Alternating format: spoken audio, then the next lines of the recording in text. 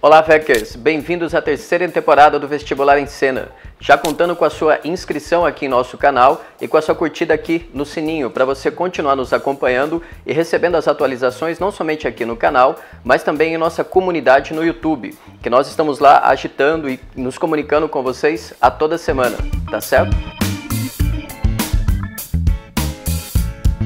Hoje nós vamos continuar com a nossa playlist de História do Brasil. E nós vamos começar aqui com uma provocação. Vocês conseguem imaginar um escritor metódico, engenheiro, de formação jesuíta, enfim, o maior expoente da revolução científica, racionalista do século XVII, pisando em terras brasileiras, ali em Pernambuco, no auge da exploração de açúcar, cheio de gente mestiça, com abacaxis e cajus? Saca só, dou de cara com esse mundo, cara na minha cara, fazendo careta, muito bonito pra minha cara. Vive de notícias, paga pra ver, fica olhando. Faça longo um pensamento que ainda tem mais mundo, tem de tudo esses mistérios da evidência. Medir é apossar-se das coisas, falar das coisas é deixá-las ir sendo, passando de lá delas para nós. Sabe do que eu estou falando? As coisas sabem que eu lhes faço bem deixarem-se por vir, digamos, sendo. Saudade é muita sacanagem, isso é mundo e o que for está certo. Quem vive mais que uma pedra? Quem dá as bases? Incenso nas ideias. Virtude é questão de fraqueza, forma é questão de fraqueza. A forma é a arte dos fracos. O número já é menos e narrar incentiva. Quero vê-lo ser. Deixe que seja, querendo seja. Propicia bagunças para esconder o jogo. Começa por um sutil formigamento na parte posterior do crânio e se generaliza. Na moringa, uma água fora do comum. Então, como é que é aquilo que é? Então, foi assim que veio dar nisso? Quem diria o que se diz? Dei de ser outro. Outro é bom, mas é muito longe. Último suspiro, zero da equação. A natureza esconde o jogo. Deus, causa, raro aparece. O último que veio foi o que se sabe.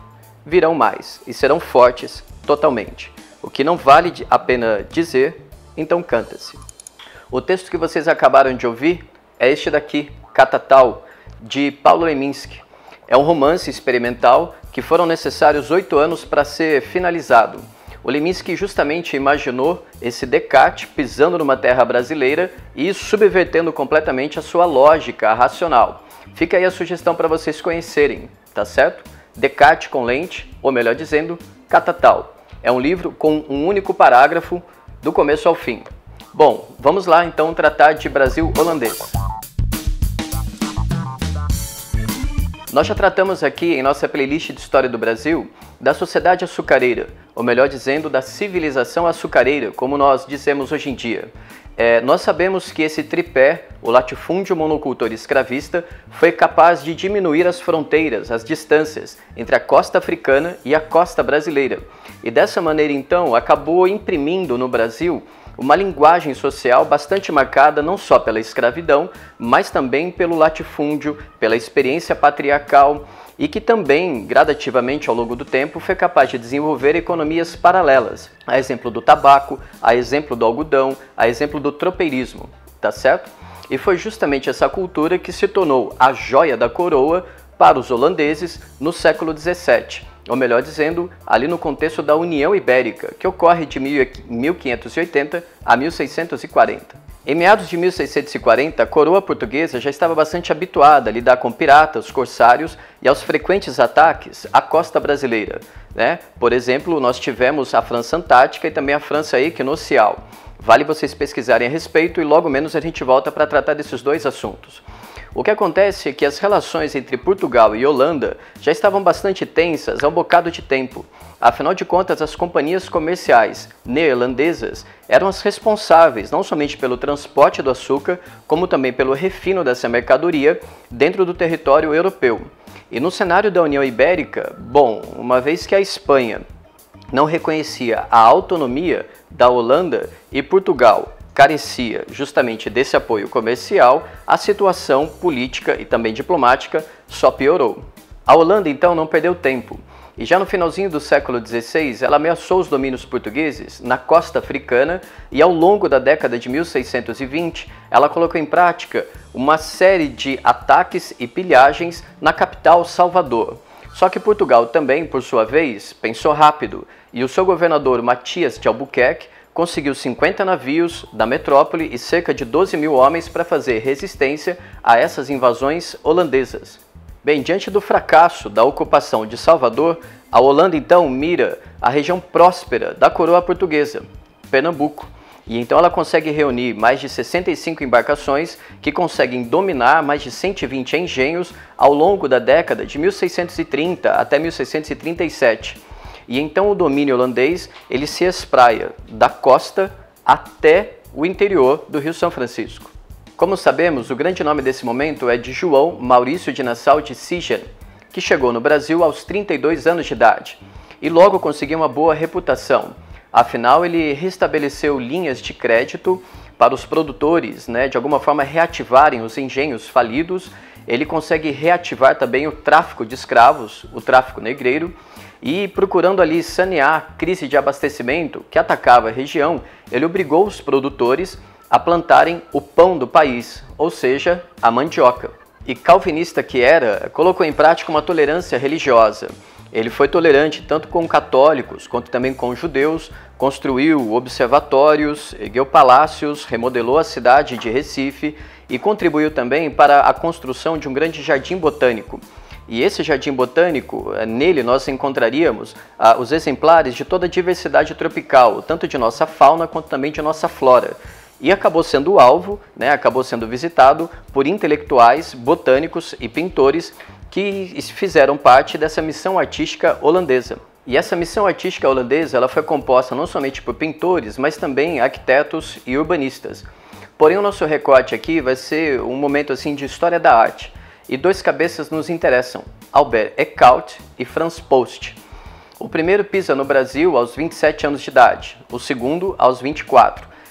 Pouco nós sabemos da formação, digamos assim, da juventude, da formação desses dois senhores, senão o fato de que eles tiveram uma escola clássica, uma escola acadêmica, e para cá vieram bastante interessados não somente nessa realidade tropical, mas de alguma maneira também de criar pranchas e pinturas que tivessem um valor comercial no mercado europeu. E é justamente isso que nós encontramos na primeira questão da Unesp, da prova realizada em 2012. Saca só! O artista holandês Albert Eckhout, 1610-1666, esteve no Brasil entre 37 e 44, na comitiva de Maurício de Nassau. A tela foi pintada nesse período e pode ser considerada exemplar da forma como muitos viajantes europeus representaram os índios que aqui viviam. Vejamos a pintura. Intitulado Mulher Tapuia, o quadro registra, dentro de uma perspectiva simétrica e proporcional, uma ameríndia, tendo ao fundo um horizonte um pouco abaixo da mediana da tela. Percebe-se a sua postura estilizada, em 45 graus, tal como mandava a retratística europeia da época. As folhas que protegem o seu sexo, assim como as partes humanas presentes tanto em sua mão quanto no cesto de vime, demonstram o exotismo do olhar europeu sobre a realidade brasileira. O entorno da protagonista é emoldurado pela abundância da natureza tropical. Porém, o cachorro, entre as suas pernas, é um outro elemento civilizador dentro da pintura. A pergunta, então, identifique e analise dois elementos da imagem que expressam esse, entre aspas, olhar europeu sobre o Brasil. Bom, foram cerca de 400 registros, como esse, que Eckhout realizou aqui no Brasil. Todos eles resultados de observação direta, tanto da nossa fauna quanto também da nossa flora e principalmente desse contato direto com os ameríndios, ou seja, com os brasileiros que gradativamente ganhavam essa consciência de alguma forma luso-brasileira ou então até mesmo nacional, por assim dizer. Muitos desses retratos foram elaborados a partir de visitas ao Jardim Botânico criado pelo próprio Maurício de Nassau, o qual nós já citamos aqui. E de certa forma, todo o nosso roteiro, toda a aula desenvolvida até aqui já responde à questão quando pede para vocês identificarem e analisarem esse olhar europeu. Só um detalhe importante, a segunda fase da Unesp, ela é clássica em se tratando de história e também nas questões de filosofia. Sempre a sua pergunta tem dois comandos, como que tem duas velocidades, tá certo? Cite e esclareça, identifique e analise e por aí vai. Fique atento a essa dica. Porém, voltando à pintura, eu gostaria de chamar a atenção para um detalhe. Ela é uma pintura humanista.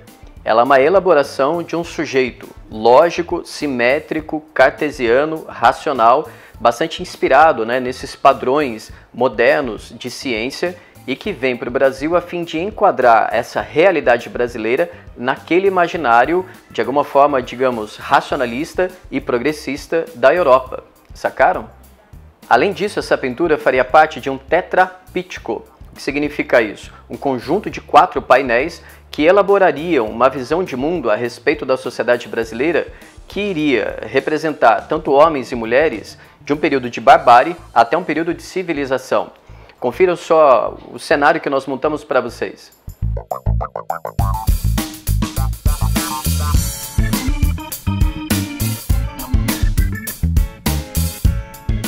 Como você pode notar então, a presença dos holandeses no Nordeste brasileiro envolveu um grande esforço civilizatório, pois tanto em termos econômicos quanto também políticos e também culturais, houve a intenção de inserir a realidade brasileira dentro de uma perspectiva progressista europeia.